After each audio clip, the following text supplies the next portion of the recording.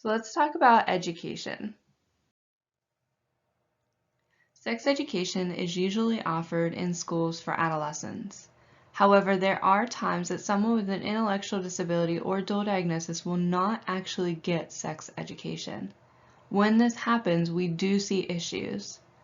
Sex education is an opportunity to learn, understand, and practice what it means to be their own gender in society and the time we live in. If your peer had sex education in school, they might need reminders and follow-ups. If your peer did not have sex education in school, they will need to start at the beginning of sex education.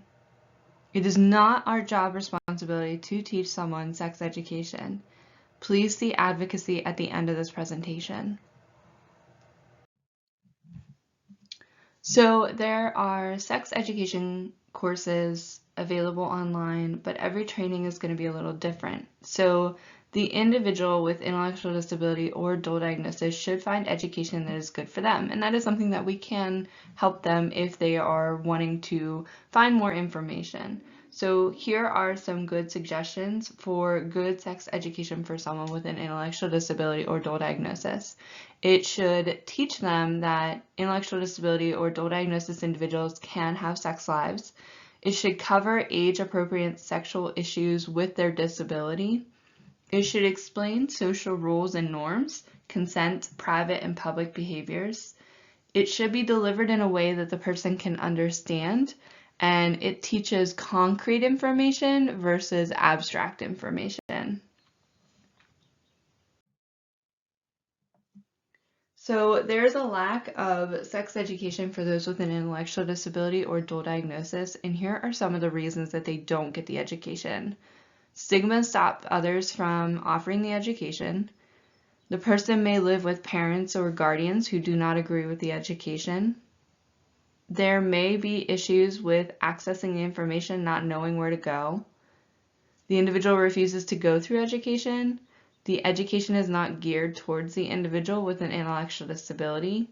And there's a lack of repetition or appropriateness for the individual with the education. So I want to talk about the lack of education and where parents and guardians kind of come in. Now this can be a little bit of a touchy subject. Parents and guardians are the ones that take care of the individuals who have an intellectual disability. So at times we do have to follow whatever the parents or guardians are saying because that individual relies on them to help take care of them or be their caregiver. So another thing that we see out in the field is that parents or guardians are not discussing or educating their child with intellectual disability or dual diagnosis about sex. And there's a couple reasons why they might not be. They fear that the individual will then go out and have sex. They think their child would be more easily targeted for sexual abuse or assault. They have previous prejudice, stigma, or fear. They equate education with being sexually active. They are unsure of how to discuss the information with the individual and unsure where to get the right information for the individual. So lack of education. There are issues that could arise due to not having sex education or the appropriate sex education. So what we see might be public masturbation, soliciting sex from minors or soliciting sex in public, sex abuse by others, or impulsive sexual behaviors. There are cases that the individual with an intellectual disability has been told that any sexual expression is inappropriate, and that can be extremely harmful to that person and lead to more issues.